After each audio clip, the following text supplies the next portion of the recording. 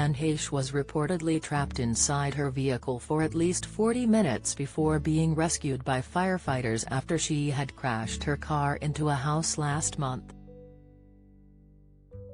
The late actor smashed her Mini Cooper into a house in the Mar Vista neighborhood of Los Angeles on August 5, which is understood to have led to a devastating fire. She was on life support following the accident but was later pronounced dead, with a coroner declaring that she had died due to inhalation of smoke and thermal injuries.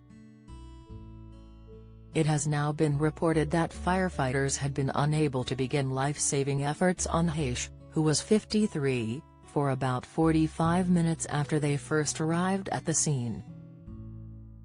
NBC Los Angeles has said that it has obtained records and timestamp recordings of radio communications from Los Angeles City Fire Department, LAFD, about the incident.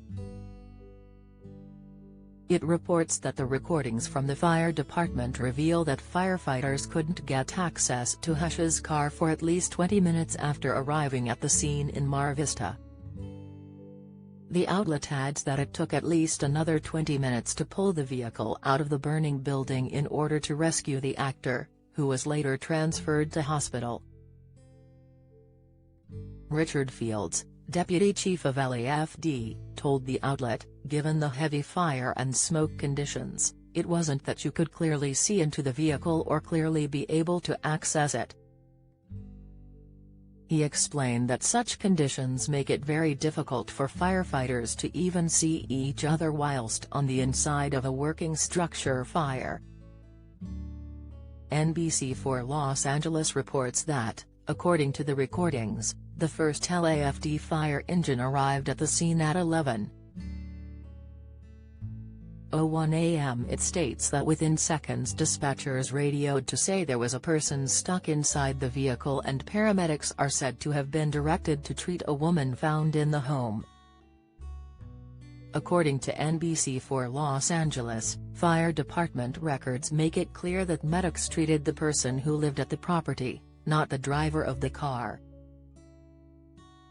It reports that at 11:18 a.m., a firefighter radioed that there wasn't anyone else inside, saying there were no patients, but 4 minutes later an incident commander began to ask again if there was a patient inside the vehicle.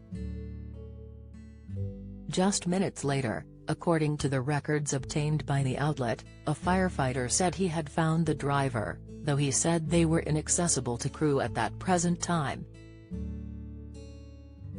Fields said the patient, now known to be Heche, had collapsed below the front seats of her vehicle.